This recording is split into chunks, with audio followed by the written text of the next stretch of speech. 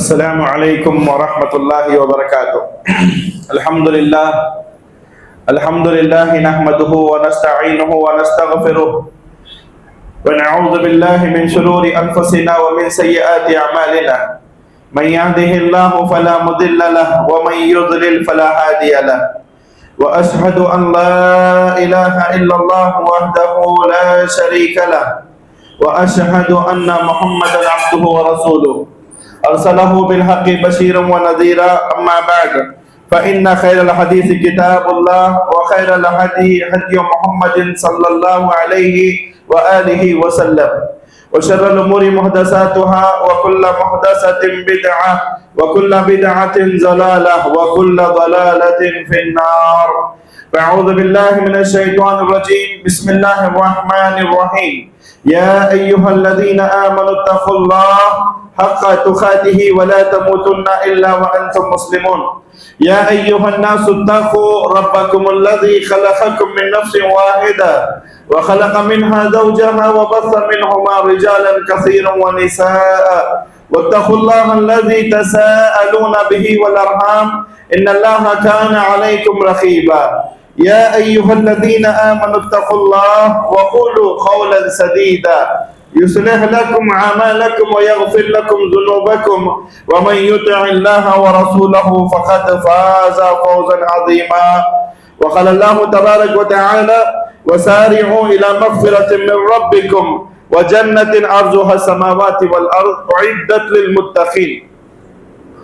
محترم حاضرین جمعہ، نوجوان دوستوں، بزرگوں، پردہ نشین ماؤں اور بہنوں اور امت کے نونہال بچوں، تمام قسم کی تعریف، بڑائی، عظمت و کبریائی اس اللہ وحدہ لا شریک کے لیے ہے جو ہم سب کا خالق اور مالک ہے، رازق ہے، مربی ہے و مدبر ہے. بعدہ صلاۃ والسلام کا نزول ہو تمام انبیاء پر، خصوصاً اس ذات مقدسہ مطہرہ مبرکہ پر جن کا نام اسم گرامی محمد رسول اللہ صلی اللہ علیہ وآلہ وسلم ہے.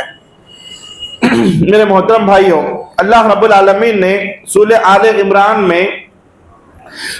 عمران کی آیت نمبر 133 اور 134 میں متقین کے کچھ صفات کو بیان فرمائے ہیں کہ متقین کے لیے اللہ تبارک و تعالیٰ نے جنت کو تیار کر رکھا ہے. تو وہ متقیوں کے صفات کیا ہے؟ سب سے پہلی صفت جنت، جس کی چوڑائی آسمانوں اور زمینوں کے برابر ہے. اللہ تبارک و تعالیٰ فرماتے ہیں وَسَارِعُوا إِلَى مَغْفِرَةٍ مِّن رَبِّكُمْ وَجَنَّةٍ عَرْضُهَا السَّمَاوَاتِ وَالْأَرْضِ. لوگوں تم کوشش کرو، دوڑ لگاؤ، جد و جہد کرو، محنتیں کرو، مشقتیں اٹھاؤ. کس کے لیے؟ اس جنت کے لیے جس جنت کی چوڑائی آسمانوں اور زمینوں کے برابر ہے. اعدت للمتقین، اور یہ جنت متقین کے لیے اللہ تبارک و تعالیٰ نے تیار کر رکھا ہے. میرے عزیز ساتھیوں، یہاں اللہ تبارک و تعالیٰ نے متقیوں کا تذکرہ کیا ہے کہ متقین وہ ہیں جن کے لیے اللہ تبارک و تعالیٰ نے جنت کو تیار کر رکھا ہے. اور متقین کسے کہتے ہیں؟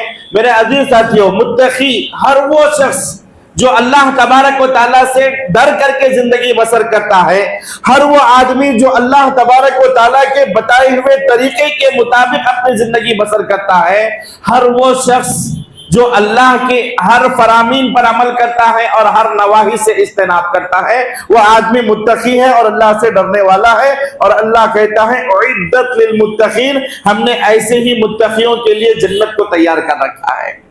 میرے عزیز ساتھیوں، آگے کی جو آیت آنے والی ہے اس میں اللہ تبارک و تعالیٰ نے متقین کے کچھ صفات کو تذکرہ کیا ہے. سب سے پہلی صفت اللہ تبارک و تعالیٰ فرماتا ہے الذین ينفقون فی السراء والضراء. اللہ تبارک و تعالیٰ متقین کی اس آیت میں پہلی صفت یہ بیان کرتا ہے کہ متقی وہ ہوتا ہے جو جب بھی اسے کچھ خرچ کرنے کا موقع ملتا ہے اللہ کی راہ میں، وہ پیچھے نہیں ہٹتا، فوراً خرچ کرتا ہے. فی السراء والضراء، اللہ کہتا ہے خوشحالی میں بھی خرچ کرتا ہے، تنگی میں بھی خرچ کرتا ہے. اس کے پاس ہے تب بھی وہ خرچ کرتا ہے، نہیں ہے کچھ ایسے لوگوں کے پاس جا کر کے مانگ کر کے لاتا ہے کہ بھائی اس آدمی کی مدد کرے کیونکہ وہ اللہ سے ڈرنے والا ہے. اللہ تعالیٰ فرماتا ہے متقین کی پہلی صفت یہ ہے الذین ينفقون فی السراء والضراء، متقی وہ ہوتے ہیں جو سرا و ذرا، خوشحالی اور تنگی، ہر حال میں وہ اللہ کی راہ میں خرچ کرتے ہیں، ہے تب بھی دیتے ہیں، نہیں ہے تب بھی وہ جو بھی ہے اللہ کی راہ میں خرچ کرتے رہتے ہیں۔ دوسری صفت اللہ تبارک و تعالیٰ نے بڑی پیاری بیان فرمائی ہے، اللہ تعالیٰ فرماتا ہے والکاظمین الغیظ والعافین عن الناس۔ دوسری متقی کی صفت یہ ہے کہ صفت یہ ہے جو آج کا خطبہ جمعہ ہے اور جو جمعہ کے تعلق سے ہے، جمعہ کا تعلق اسی کے تعلق سے ہے۔ متقی وہ ہوتے ہیں جو کہ غصے کو پی جاتے ہیں۔ متقی کون ہوتے ہیں؟ جو کہ غصے کو پی جاتے ہیں، غصے کو کنٹرول کرتے ہیں، غصے کو اپنے قابو میں رکھتے ہیں۔ والکاظمین الغیظ والعافین عن الناس، اور جن لوگوں نے اسے غصہ دلایا ہے، جن کی وجہ سے اسے غصہ آیا ہے، وہ ان پر چڑھ بیٹھنے کے بجائے وہ انہیں معاف کر دیتے ہیں۔ غصہ دلایا تھا، لڑائی کا معاملہ لڑائی جھگڑے تک آ گیا تھا، ہاتھا پائی تک آ گیا تھا، لیکن وہ متقی ہونے کی وجہ سے جنت جس کے لیے اللہ نے تیار کر رکھا ہے، اس جنت کے خاطر وہ کیا کرتا ہے؟ والعافین عن الناس، بھائی تو جا، کوئی بات نہیں، جیسا بھی ہے جو بھی ہے اللہ مالک ہے، تو یہاں سے نکل، کوئی بات نہیں، اپنے غصے کو پی لیتا ہے، غصے کو کنٹرول کرتا ہے اللہ کے خاطر، جنت کے خاطر۔ پھر آگے اللہ تبارک و تعالیٰ فرماتا ہے صرف غصہ پینا، غصہ کنٹرول کرنا ہی نہیں، بلکہ معاف بھی کرنا ہے، اور اس پر سے معاف کرنے کے بعد اللہ تبارک و تعالیٰ نے تیسری بات یہاں پر بیان فرمائی ہے والکاظمین الغیظ والعافین عن الناس، اور اس کے ساتھ ساتھ اللہ کا متقی بندہ کیا کرتا ہے؟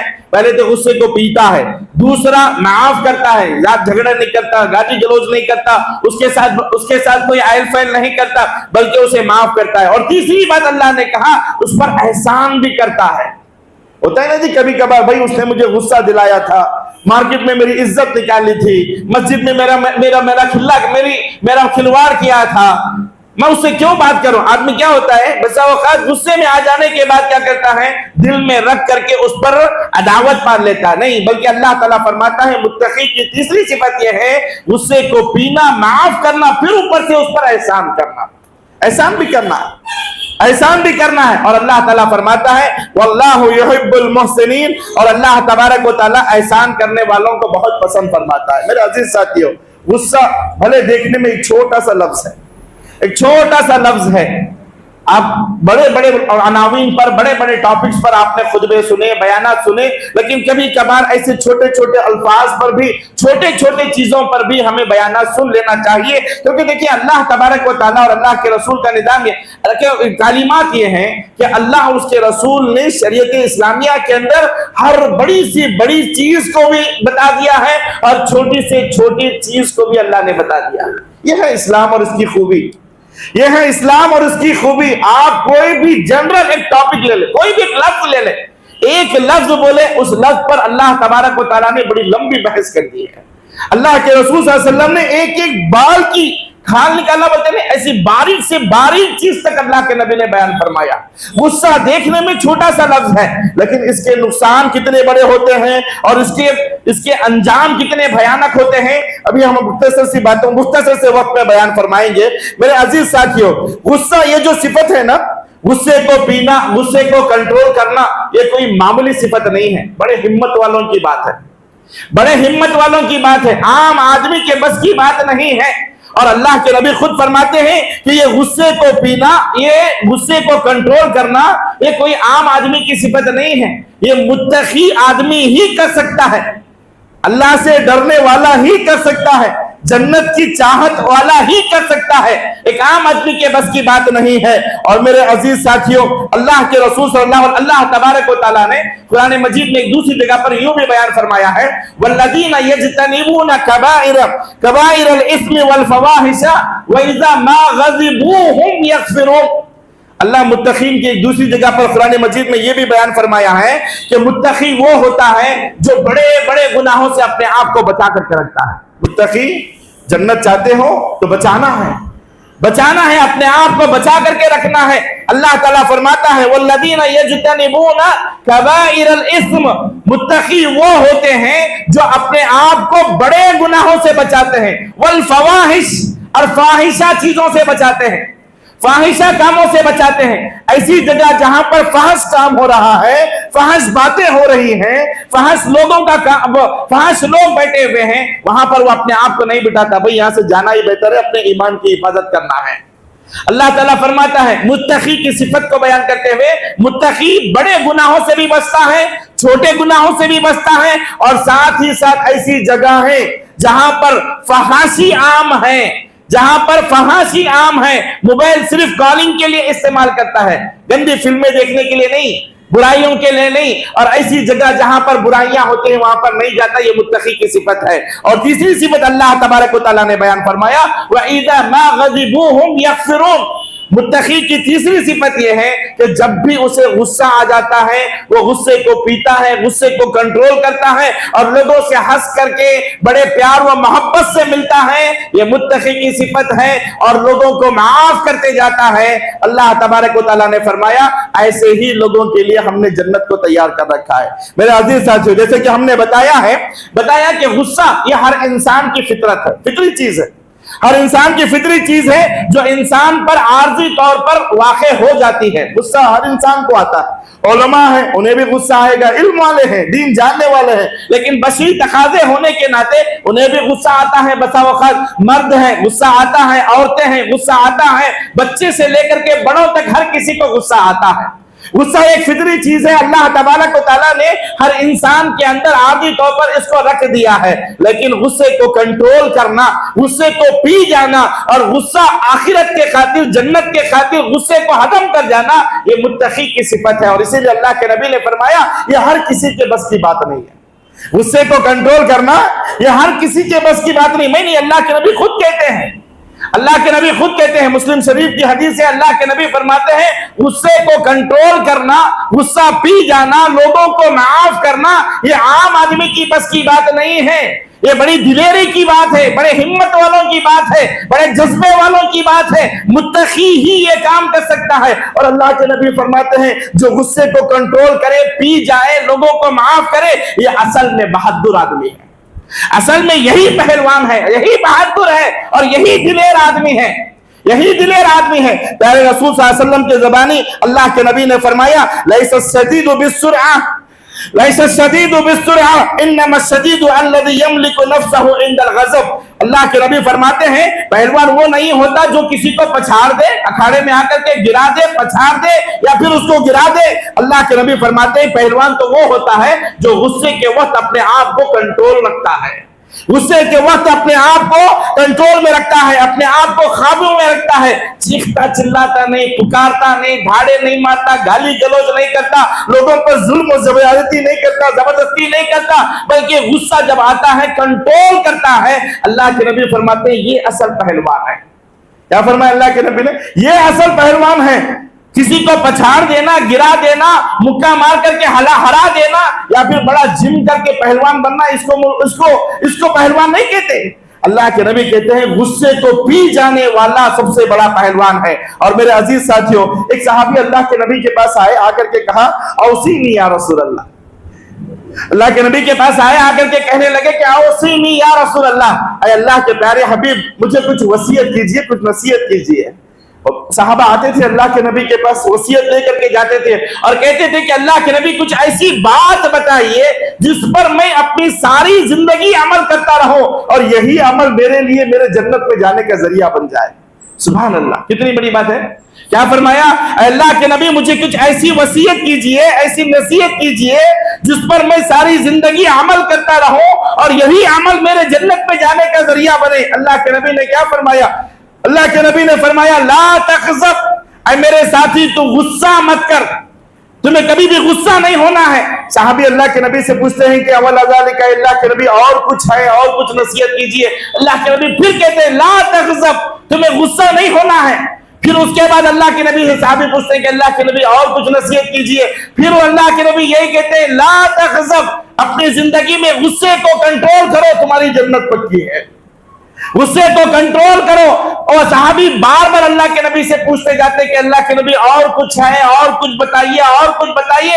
اللہ کے نبی ہر بار یہی کہتے لا تغضب, لا تغضب, لا تغضب. गुस्सा मत हो, गुस्से को कंट्रोल करो, गुस्से में नहीं आना है। ये गुस्से को कंट्रोल करना मुत्तकीन की सिफत है और इनके लिए ही अल्लाह ने जन्नत को तैयार कर रखा है। मेरे अजीज साथियों, अगर गुस्से की वजह से बहुत सारे नुकसान होते हैं, मुझसे ज्यादा आपको तजुर्बा है, कई मतलब आपका सामना भी हुआ होगा गुस्से की वजह से क्या क्या नुकसान होता है। मेरे अजीज साथियों, सबसे पहले तो यह है, दो तीन बातें बताता हूं नुकसानात के ताल्लुक से। गुस्सा जो है ना, ये शैतान को राजी करता है और रहमान को नाराज करता है। सबसे बड़ी बात, गुस्सा ये शैतान की तरफ से ही आता है और शैतान को राजी करता है, इससे शैतान को बड़ी खुशी मिलती है। शैतान आदमी के साथ खेलता है। जब आदमी गुस्से में आता है ना, वो मजे लेता है। गुस्से में आता है ना, शैतान मजे लेता है, हंसता है, खलबलाता है, फट्टे मार मार करके हंसता है कि मैंने इसको गुस्सा दिलाया है। शैतान रहमान नाराज होता है और शैतान इससे खुश हो जाता है। क्यों? क्योंकि आदमी जब गुस्से में आता है वो अपने आपे से खो जाता है। वो ना तो ईमान देखता है, ना तो धर्म देखता है, ना इस्लाम देखता है, ना इस्लाम की तालीमात देखता है। गुस्से में जो ही आता है मुंह से गाली गलौज, बुरा भला, लड़ाई झगड़ा। और यही तो शैतान चाहता है कि वो हमें आपस में लड़ाए झगड़ाए और आपस में हमारे जबानों से गंदी बातें, गंदी गालियां निकाले और वो बैठ करके तमाशा देखे। तो अल्लाह के नबी फरमाते हैं कि गुस्सा जो है ना, ये शैतान को राजी करता है और रहमान को नाराज करता है। अगर आप चाहते हो कि रहमान तुमसे खुश हो, शैतान तुमसे नाराज हो, तो कभी गुस्सा मत करना, गुस्से को कंट्रोल में रखना। ये पहली बात है। दूसरी बात यह है, दूसरा नुकसान यह है कि गुस्से की वजह से खते रहमी होती है, रिश्ते की वजह से। जबकि अल्लाह के रसूल सल्लल्लाहु अलैहि वसल्लम ने रिश्तेदारियों को जोड़ने का हुक्म दिया है। रिश्तेदारियों की बड़ी अहमियत किताब और सुन्नत के अंदर बयान की गई है। लेकिन ये गुस्सा क्या होता है, बसा वक्त रिश्तेदारियों को तोड़ने का सबब बनता है। यहां तक कि कई ऐसे खानदान को हमने देखा है, मामूली सी बात होती है, मामूली सी बात, कोई बड़ी बात नहीं है, शादी ब्याह का मसला है, घर में कोई फंक्शन हो रहा है, आपस में बैठ करके कोई मामला को हल कर रहे हैं, एक छोटी सी बात क्या आ जाती है, मामला लड़ाई तक आ जाता है, झगड़े तक आ जाता है, गाली गलौज तक आता है। यहां तक के खसमे वादे हो जाते हैं कि आज के बाद से तेरी सूरत नहीं देखूंगा, तेरे घर में ही तेरी घर की सीढ़ी नहीं चलूंगा, तुमसे कोई ताल्लुकात नहीं, हमारा घर का कोई आदमी तुम्हारे घर में नहीं आएगा, तुम्हारे घर का कोई फर्द हमारे घर में नहीं आएगा। रिश्तेदारी खत्म, ताल्लुकात खत्म, दोस्ती खत्म, यारी खत्म, पड़ोसियों से पड़ोसी दोस्त दुश्मनी खत्म। ये सारी चीजें गुस्से के नुकसानात हैं। रिश्तेदारियों को तोड़ना, अल्लाह के नबी फरमाते हैं ला यदखुलुल जन्नत खातिअ। क्या फरमाया अल्लाह के नबी? रिश्तेदारियों को बात बात पर तोड़ने वाला या किसी भी बात पर तोड़ने वाला, अल्लाह के नबी फरमाते हैं कि ला यदखुलुल जन्नत खातिअ। जो रिश्तेदारियों को तोड़ता है वो जन्नत में कभी नहीं जाएगा, कभी जन्नत में नहीं जाएगा। तो ये गुस्सा जो है ना, खते रहमी का सिला बनता है। इसी तरीके से मेरे अजीज साथियों, जबकि अल्लाह कभी बसा वक्त ऐसा होता है, गुस्सा बसा वक्त कई मतलब हमने ऐसे देखे हैं कि गुस्से की वजह से घर टूट जाते हैं, गुस्से की वजह से घर अजीरन हो जाते हैं, बच्चों की जिंदगियां खत्म हो जाती है। यहां तक कि बसा वक्त ऐसा होता है, मियां बीवी के दरमियान छोटी सी बात को लेकर के झगड़ा हुआ, लड़ाई हुई, दो खानदान का आमना सामना हुआ और बात तलाक तक चली गई।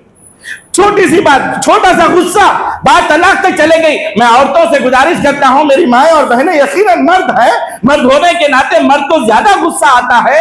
औरत के बनिस्बत मर्द में ये गुस्से का जज्बा अल्लाह ने ज्यादा रखा है। औरतों को चाहिए कि जब उनके शौहर घर में आए और किसी चीज को लेकर के गुस्सा करे, वो सब्र तहम्मुल का मामला अंजाम था, वो सब्र तहम्मुल से काम ले। औरतों को अल्लाह ने मर्द के बनिस्बत ज्यादा सब्र रखा है, ज्यादा रहम रखा है, ज्यादा मोहब्बत तो अल्लाह ने रखा है। तो मर्द गुस्सा जल्दी में आ जाता है, औरतों को गुस्सा बहुत कम आता है। मर्द अगर गुस्से में आ जाए, औरत थोड़ा सा सब्र करे, खामोश रह जाए, मामले वहीं पर खत्म हो जाए। लेकिन मामला क्या होता है, मर्द अगर कुछ बोल दे, औरत भी क्या होता है, भाई मैं क्यों सुनूं, मामला मैं तू में मामले तलाक तक चले जाते। जबकि प्यारे नबी ने फरमाया, अल्लाह के रसूल सल्लल्लाहु अलैहि वसल्लम फरमाते हैं कि मियां बीवी के दरमियान जो रिश्ता होता है, इस जैसा रिश्ता मैंने किसी जोड़े में नहीं देखा। अल्लाह के नबी खुद फरमाते हैं, अल्लाह के नबी फरमाते हैं कि मियां बीवी के दरमियान प्यार का रिश्ता, मोहब्बत का रिश्ता, उल्फत का रिश्ता, जज्बात का रिश्ता जो अल्लाह तबारक व तआला ने इस जोड़े के अंदर रखा है, मैंने इस जोड़े में जो देखा है, मैंने किसी जोड़े के अंदर नहीं देखा। लेकिन यही रिश्ता बसा औकात एक छोटी सी बात को लेकर के मामले तलाक तक निकल जाते हैं। हमारे पास कई ऐसे सवाल आते हैं, कहते हैं कि मौलाना गुस्से में आकर के मैं तलाक दे दिया, अब क्या करूं। ہوتا ہے ایسا؟ کئی مرتبہ سوال آتے ہیں غصے میں آ کر کے میں نے اپنے زبان سے طلاق طلاق طلاق بول دیا، اب میں کیا کروں؟ غصہ طلاق تک پہنچ جاتا ہے، اور یہ طلاق، تم تو طلاق لے کر کے ایک دوسرے سے بچھڑ جاؤ گے، لیکن بچوں کی زندگیاں برباد ہو جائیں گی، دو خاندان آپس میں اجڑ جائیں گے، بکھر جائیں گے، اور بچوں کی زندگی تباہی اور بربادی تک پہنچ جاتی ہے۔ اسی لیے میاں بیوی کو چاہیے کہ وہ چھوٹی موٹی باتوں کو اکثر نظر انداز کر کے چلے، غصہ نہ کرے۔ ایک غصہ ہو جائے تو دوسرا ٹھنڈا ہو جائے، ایک غصے میں آ جائے تو دوسرے کا فرض بنتا ہے کہ وہ اپنے غصے کو پی جائے۔ مرد عورت کو بھی غصہ ہونے کا حق ہے، وہ بھی انسان ہے، اللہ نے اس کے اندر بھی جذبات رکھے ہیں، بسا وقت اسے بھی غصہ آتا ہے۔ مرد ہونے کے ناطے ایسا نہیں کہ میں مرد ہوں، کمانے والا ہوں، لا کر کے ڈالنے والا ہوں، میں کیوں سنوں؟ ایسا نہیں ہوتا۔ اللہ تبارک و تعالیٰ نے ازدواجی زندگی کے اندر محبت کو بھی رکھا ہے، پیار کو بھی رکھا ہے، نفرتوں کو بھی رکھا ہے۔ تو بسا اوقات مرد غصہ ہو جائے، عورت ٹھنڈا ہو جائے، عورت اگر غصہ ہو جائے، مرد کا فرض بنتا ہے کہ بھائی بیچاری ہمارے گھر کے لیے، بچوں کے لیے، میرے ماں باپ کے لیے، میری زندگی کے لیے اتنا سب کچھ کرتی ہے، ایک مرتبہ اگر غصہ ہو جائے تو اس میں گناہ کیا ہے؟ چھوڑو بیچاری کو، اس کا بھی حق ہے، بیچاری کا غصہ ہونے کا اس کا بھی حق ہے، اس کو بھی حق دو، اس کا حق ہے یہ۔ تو میرے عزیز ساتھیوں، اسی طریقے سے غصے کی وجہ سے انسان کے اندر حسد اور جلن کے جذبات زیادہ پیدا ہوتے ہیں۔ غصے کی وجہ سے حسد اور جلن کے زیادہ جذبات پیدا ہو جاتے ہیں، اور آدمی کے اندر اسی حسد اور جلن کی وجہ سے عداوت ہوتی ہے، یہاں تک کہ یہ عداوت دشمنیوں میں بدل جاتی ہے۔ غصے ہی کی وجہ سے بتا اوقات آدمی کیا کرتا ہے، ایسے کام کر بیٹھتا ہے جس کی وجہ سے اسے دنیا میں بھی رسوائی کا سامنا کرنا پڑتا ہے اور آخرت میں بھی رسوائی کا سامنا کرنا پڑتا ہے۔ اور میرے عزیز ساتھیوں، اتنا ہی نہیں، اسی طریقے سے غصے کی وجہ سے ایک نقصان، بہت بڑا نقصان یہ بھی ہے کہ غصے کی وجہ سے انسان اکیلا رہ جاتا ہے۔ بہت سارے سماج اور معاشرے میں کچھ ہمارے ساتھیوں کو ہم دیکھتے ہیں جن سے لوگ بات کرنے سے بھی کتراتے ہیں۔ ارے بھائی جانے دے، اس سے کون بات کرتے، ہوتا ہے نا، بھائی جانے دے، اس سے کون بات کرتے۔ بات کریں گے تو صرف لڑائی پہ آ جاتا ہے، بات کریں گے تو جھگڑے پہ آ جاتا ہے، بات کریں گے تو گالی گلوچ پر آتا ہے۔ اس سے اس کی بیوی ڈرتی ہے، اس سے بچے ڈرتے ہیں، خود کی بیوی ڈرتی ہے، بچے ڈرتے ہیں، ماں باپ ڈرتے ہیں، جماعت اور سماج اور مسجد میں کوئی بات کرنا پسند نہیں کرتا۔ کیوں کہ ارے بھائی اس سے بات کریں گے تو لڑائی کو آتا بیچارہ۔ اور یہ حسن اخلاق کی علامت نہیں ہے۔ سب سے بڑی بات دیکھو، حسن اخلاق جس کے ہوں گے، اور حسن اخلاق یہ نماز اور روزے سے بھی بڑھ کر کے ہیں۔ اللہ کے نبی خود فرماتے ہیں، حدیث ہے، نماز اور روزے سے بھی بڑھ کر کے ہیں۔ بد اخلاق والا آدمی جو ہمیشہ غصہ ہوتا ہے نا، وہ ہمیشہ اکیلا رہ جاتا ہے بیچارہ، اکیلا رہ جاتا ہے۔ کوئی اس سے بات کرنا پسند نہیں کرتا، کوئی اس کے قریب جانا پسند نہیں کرتا، کوئی بات بھی کرے تو بھائی جانے دو یار، اس کو چھوڑو، کیوں اب آیا دیکھو پوری محفل برباد کر دیتا۔ ایسا تو غصہ کرنے والا آدمی، غصے کا سب سے بڑا نقصان کیا ہوتا ہے، آدمی تنہا رہ جاتا ہے، گھٹ گھٹ کر کے جیتا ہے اور گھٹ گھٹ کر کے ہی مر جاتا ہے بیچارہ۔ اسی لیے غصے کو کنٹرول کرنا سیکھو، اور میرے غصے کو کنٹرول کرنا سیکھو۔ میرے عزیز ساتھیوں، غصے کا علاج کیا ہے؟ اب چلو علاج بھی سن کر کے بات کو ختم کرتے ہیں۔ بہت سارے غصہ ہر انسان کو آتا، مجھے بھی آتا، میں بھی انسان ہوں، بشر ہونے کے ناطے کئی مرتبہ مجھ سے بھی غصے میں، کئی مرتبہ کئی لوگوں کو میں نے بھی اپنے غصے کا شکار بنایا ہے، نعوذ باللہ، میں ان سے معذرت چاہتا ہوں۔ تو کئی غصہ کبھی کبھار ہر انسان کو آتا ہے، تو غصے کا علاج بھی تو ہوگا نہیں، ہر بیماری کا علاج اللہ کے نبی نے بتایا ہے، تو غصہ بھی ایک طرح کی بیماری ہے، اس کے بھی کچھ نہ کچھ علاج کتاب و سنت پہ ہوں گے۔ تو چلو غصے کے علاج ہم آپ کو بتاتے ہیں، اور بڑے آسان نسخے ہیں، اور یہ نبوی نسخے ہیں، بڑے آسان اور بڑے پیارے نسخے ہیں۔ میرے عزیز ساتھیوں، سب سے پہلا نسخہ یہ ہے، جیسا کہ ہم نے شروع میں کہا، غصہ یہ شیطان کی جانب سے ہوتا ہے، شیطان اس سے خوش ہوتا ہے اور رحمان ناراض ہوتا ہے، اور اللہ تبارک و تعالیٰ شیطان کو بھگانے کے لیے کیا پڑھنا کہا ہے؟ کیا پڑھنا ہے جی شیطان بھگانے کے لیے؟ اعوذ باللہ من الشیطان الرجیم۔ سب سے پہلی بات، جب آدمی کو غصہ آئے نا، غصے میں آ جائے، غصہ کنٹرول نہیں ہو رہا، تو وہ زبان پر کیا پڑھتے رہے؟ اعوذ باللہ من الشیطان الرجیم، اعوذ باللہ من الشیطان الرجیم پڑھتے رہے۔ پھر دیکھو شیطان وہاں سے کیسے بھاگ جاتا ہے، پھر دیکھو سب سے پہلی چیز ہے کہ آدمی کو جب غصہ آئے تو وہ اعوذ باللہ من الشیطان الرجیم پڑھتے رہے، غصہ ٹھنڈا ہو جائے گا، شیطان بھاگ جائے گا، رحمان خوش ہو جائے گا۔ حدیث ہے اللہ کے رسول حضرت سلمان بن سرد رضی اللہ تعالیٰ عنہ بیان کرتے ہیں، بخاری کی روایت ہے، اللہ کے رسول صلی اللہ علیہ وسلم بیٹھے ہوئے تھے، صحابہ بھی بیٹھے ہوئے تھے، اتنے میں اچانک دو آدمی آپس میں لڑنے لگے، تکرار کرنے لگے، بحث کرنے لگے، بخاری کی روایت، یہاں تک کہ بحث و مباحثہ اتنا بڑھ گیا آپس میں ایک دوسرے کو گالی گلوچ پر آ گئے۔ اللہ کے نبی کے سامنے کتنی بڑی بے ادبی ہے، کتنی بڑی گستاخی ہے، پیارے نبی بیٹھے ہوئے ہیں اور ان کے سامنے دو صحابہ آپس میں لڑائی ٹکراؤ، چھوٹی سی بات کو لے کر کے تکرار ہوئی، تکرار بحث میں بدلی اور بحث جا کر کے گالی گلوچ پر اتر آئے، یہاں تک کہ لڑائی جھگڑا کرنے کے لیے اتر آئے، لڑائی جھگڑے پہ اتر آ گئے دونوں صحابہ۔ اور اللہ کے نبی فرماتے ہیں کہ میں نے دیکھا ایک آدمی، دو میں سے ایک وقت کیا ہوا، ایک آدمی اتنا غصے میں، بڑا شدید غصے میں آیا اور اس غصے کی وجہ سے اس کا چہرہ سرخ ہو گیا، لال ہو گیا، ہوتا ہے نا غصے میں آدمی چہرہ لال ہو جاتا ہے، اور رگیں جو ہے نا پھولنے لگی، غصے سے چہرہ لال ہو گیا، رگیں پھولنے لگی۔ اللہ کے رسول صلی اللہ علیہ وسلم فرماتے ہیں اس کو، جیسے ہی حضرت سلمان بن سرد کہتے ہیں کہ اللہ کے نبی نے اس شخص کو دیکھا جو غصے کی حالت میں اس کا چہرہ سرخ ہو گیا تھا، رگیں پھول گئی تھی۔ اللہ کے رسول صلی اللہ علیہ وسلم فرماتے ہیں انی لعالم کلمتا لو قالها لغضب عنه الغضب۔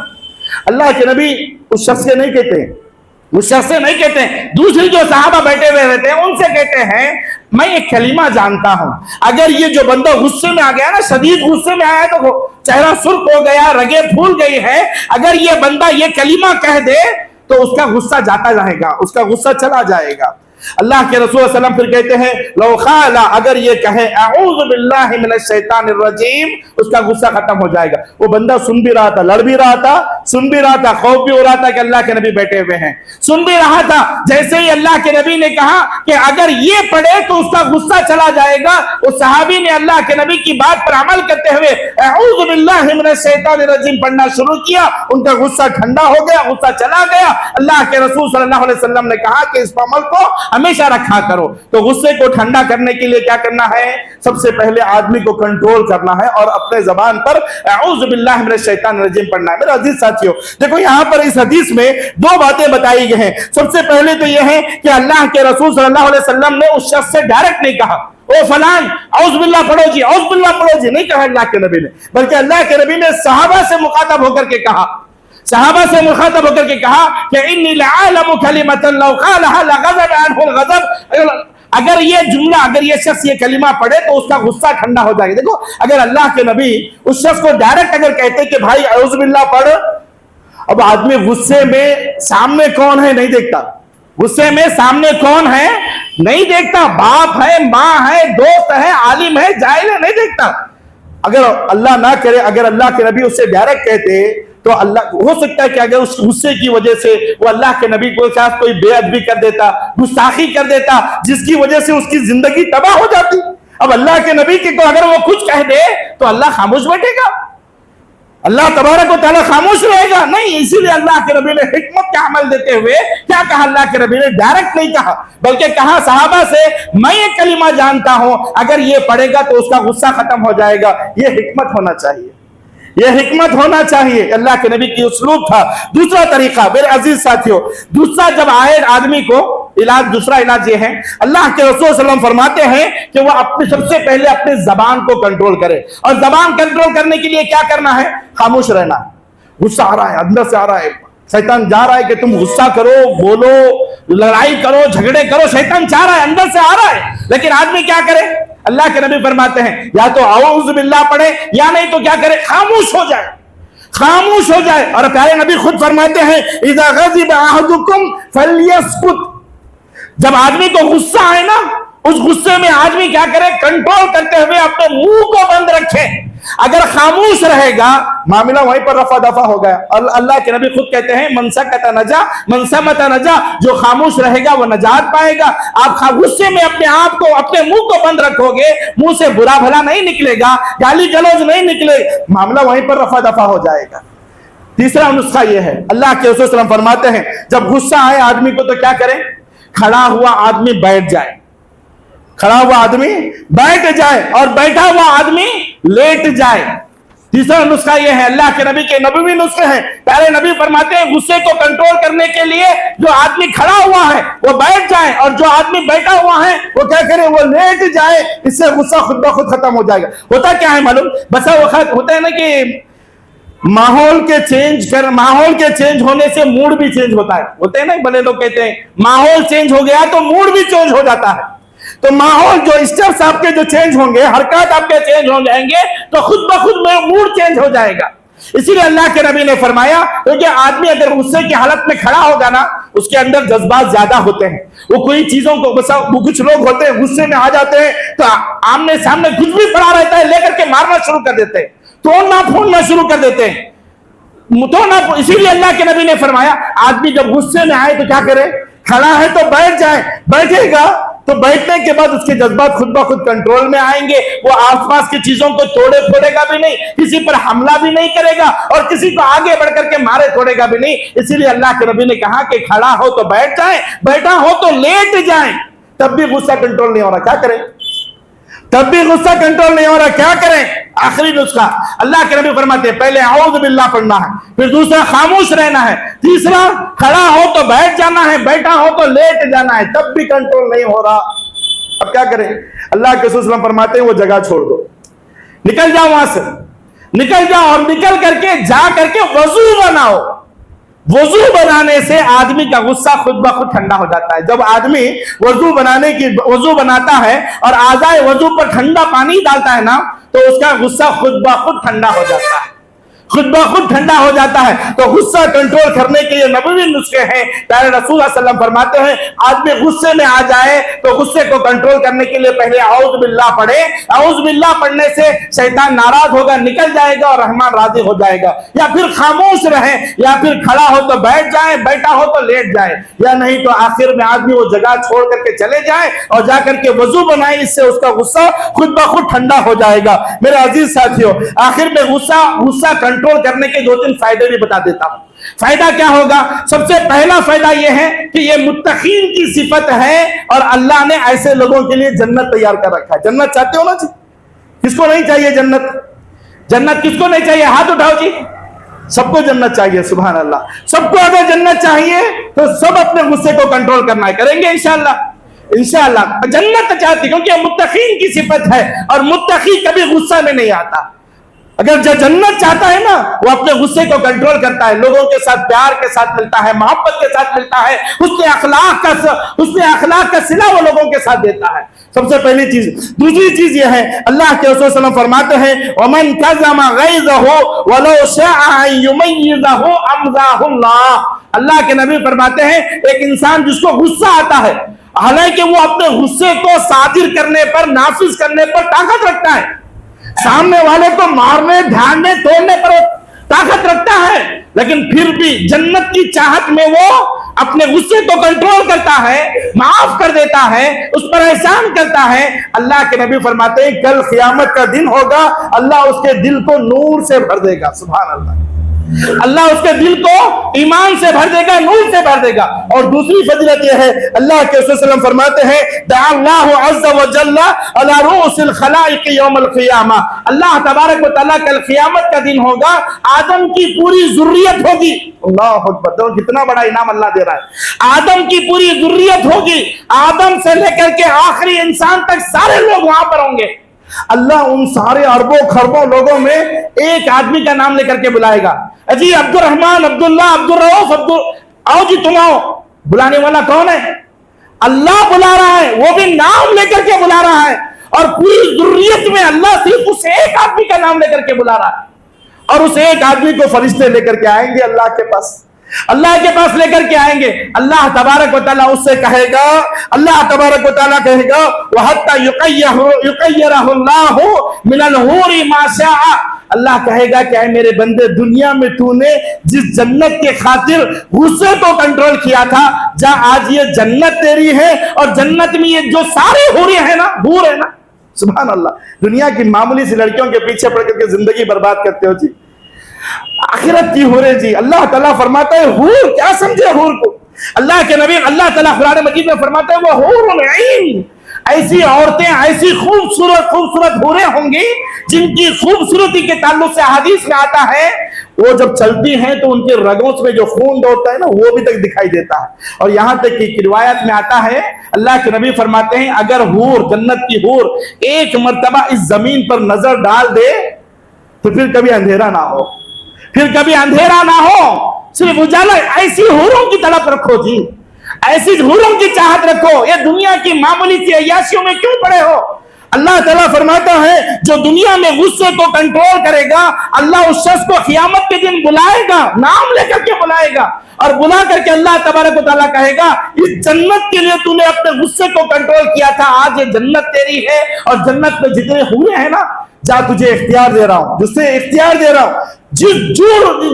جس کسی حور پر بھی تو ہاتھ رکھے گا وہ حور تیری ہوگی, جس کسی حور پر بھی تو ہاتھ رکھے گا یہ حور تیری ہوگی.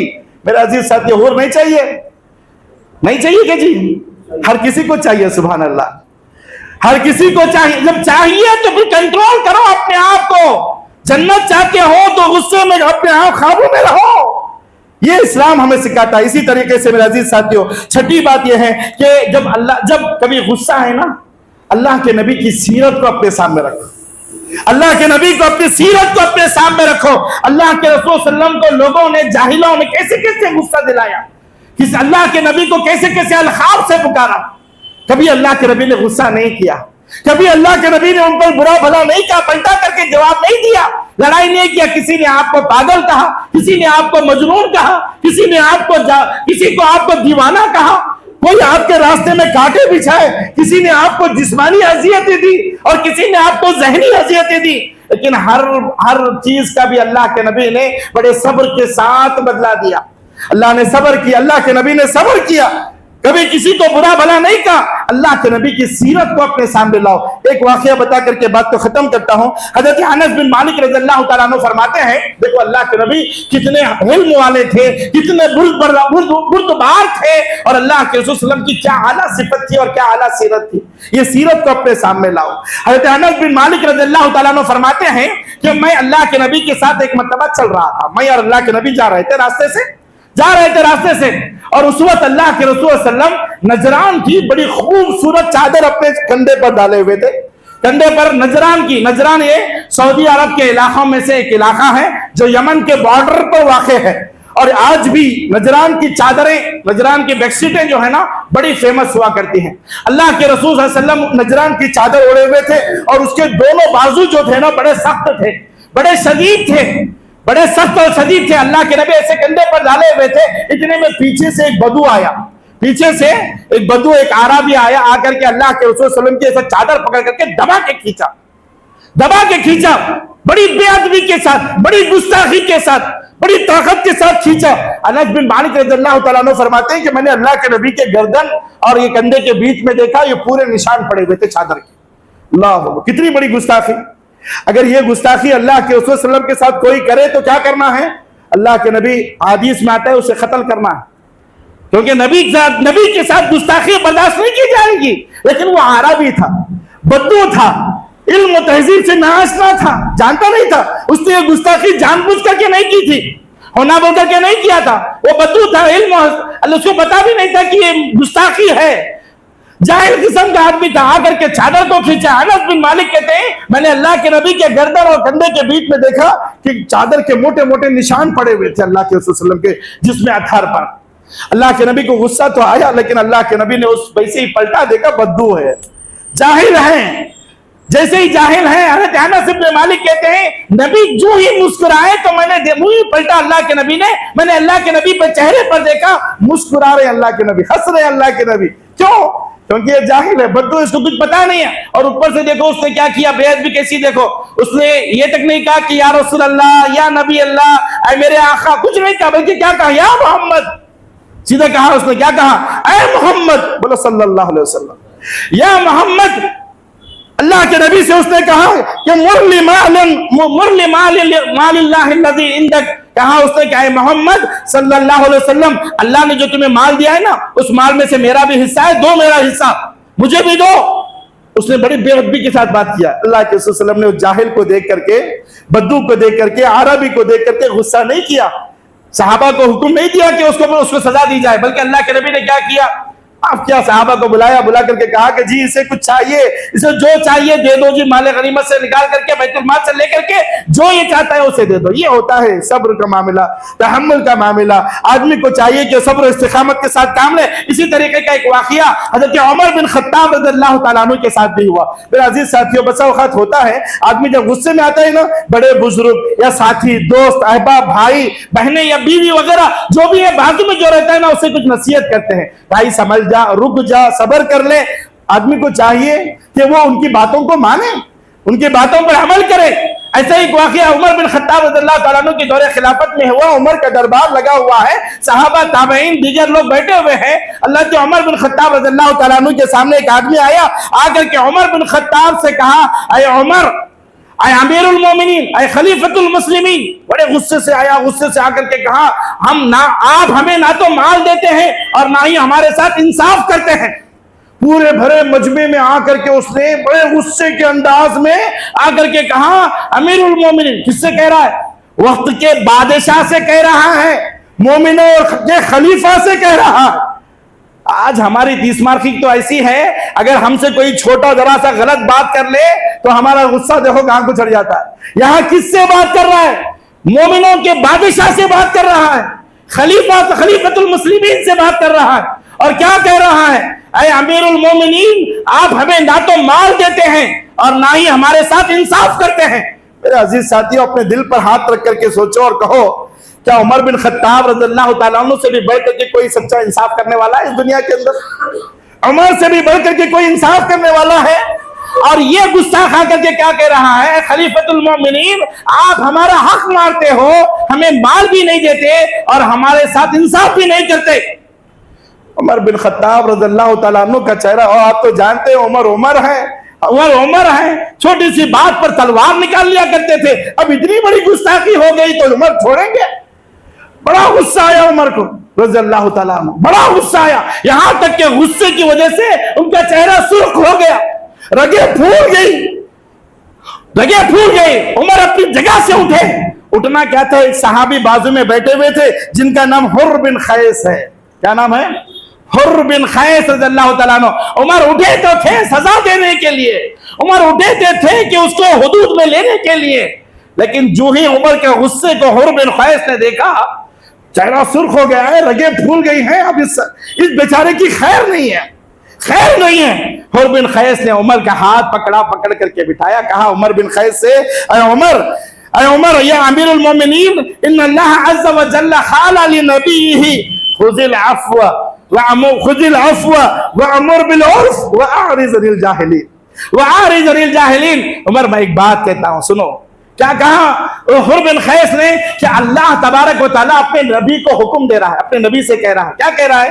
خذ العفو، اے محمد صلی اللہ علیہ وسلم، لوگوں کو آپ غصے کو پیچھے کنٹرول میں رکھیں، کیونکہ آپ امیر المومنین ہیں، خلیفۃ المسلمین ہیں، مسجد کے صدر ہیں، جماعت کے صدر ہیں، یا پھر خاندان کے صدر ہیں، یا اپنے گھر کے بڑے ہیں، یا آپ کا فرض بنتا ہے کہ میں بڑا ہوں تو آپ اپنے بڑے ہونے کا ثبوت نہ دیں، بلکہ جتنے بڑے ہوں گے اتنا غصے کو کنٹرول کریں گے، اتنا صبر کا مادہ اپنے اندر پیدا کریں گے، حلم کا مادہ پیدا کریں گے، اپنے جذبات کو کنٹرول کریں گے۔ یہ ہمیں تعلیم دیتا ہے قرآن۔ آپ بڑے ہیں تو اپنا بڑک پر نہ چلائیں، بلکہ جو بڑا بنایا جاتا ہے وہ خدمت کے لیے بنایا جاتا ہے۔ عربی کا مقولہ ہے، سید القوم خادمہم، قوم کا جو سردار ہوتا ہے نا، وہ سردار کم خادم زیادہ ہونا چاہیے، سردار کم خادم زیادہ ہونا چاہیے۔ اور اللہ کے نبی کی یہی صفت ہوا کرتی تھی۔ اپنے آپ کو، اگر اللہ نے آپ کو کہیں کسی جگہ کا بڑا بنایا ہے، مسجد کا، جماعت کا، سماج کا، معاشرے کا، خاندان کا، گھر کا، تو اپنے آپ کو بڑے تیس مرقہ مت سمجھیں، بلکہ خادم سمجھ کر کے خدمت کریں، اور یہ اعزاز سمجھیں کہ اللہ نے مجھے موقع دیا ہے خدمت کرنے کا، اللہ نے یہ موقع دیا ہے مجھے خدمت کرنے کا۔ تو الغرض امیر المومنین سے حر بن قیس کہتے ہیں، اللہ نے اپنے نبی سے کہا ہے کہ آپ اپنے غصے کو کنٹرول کیجئے۔ اللہ کس سے کہہ رہا ہے؟ نبی سے کہہ رہا ہے، غصے کو کنٹرول میں رکھیں، لوگوں کو معاف کریں، اور ایسے جاہلوں سے اپنا منہ موڑ لیں۔ وَإِنَّ هَذَا مِنَ الْجَاهِلِينَ، اے عمر، یہ جاہلوں میں سے ایک جاہل ہے، لہذا اس کی بات کو توجہ نہ دو، چھوڑ دو۔ میرے عزیز ساتھی، عمر بن خطاب کا ایک اسلوب تھا. عمر بن خطاب جب قرآن مجید کی کوئی آیت کو سن لیتے، نبی کی کوئی بات سن لیتے تو فوراً اس پر عمل پیدا ہو جاتے. یہ متقین کی صفت ہے، فوراً عمل پیدا کرتے. عمر بن خطاب جو اتنے غصے میں آ کر کے، تیش میں آ کر کے سرخ چہرہ ہو گیا، رگیں پھول گئی، جگہ پر سے اٹھ گئے تھے، اب پتہ نہیں کیا ہونے والا ہے. لیکن جو ہی قرآن مجید کی آیت کو سن لیتے ہیں وہیں پر غصہ ٹھنڈا ہو جاتا ہے، وہیں پر غصہ ٹھنڈا ہو جاتا ہے. الغرض میرے عزیز ساتھیوں، اللہ کے ایسے تو احادیث بہت سارے ہیں. میں اللہ سے دعا کرتا ہوں کہ اللہ تبارک و تعالی ہم تمام کو آپس میں ایک دوسرے کے ساتھ الفت و محبت کے ساتھ رہنے کی توفیق عطا فرمائے. اگر کچھ غلطیاں ہو بھی جاتی ہیں، اللہ ایک دوسرے کو نظر انداز کر کے چل لیں، معاف کرنے کے اللہ ہم سب کو توفیق عطا فرمائے.